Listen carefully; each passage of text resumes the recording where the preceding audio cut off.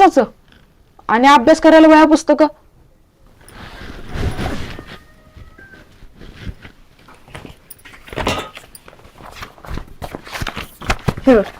हे एवढं आहे की मोकळं. हे बरं आधी हे सोडून नवीन कशाला घ्यायचं हा. आणि दादाची जुनी पुस्तकं आहेत चांगली कव्हर लावून ठेवलीत त्याने तीच नाही.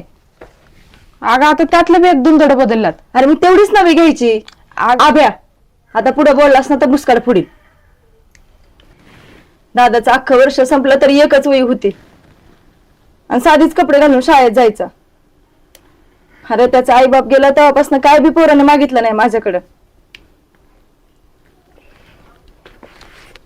बरं असू दे आता रडू नकोस.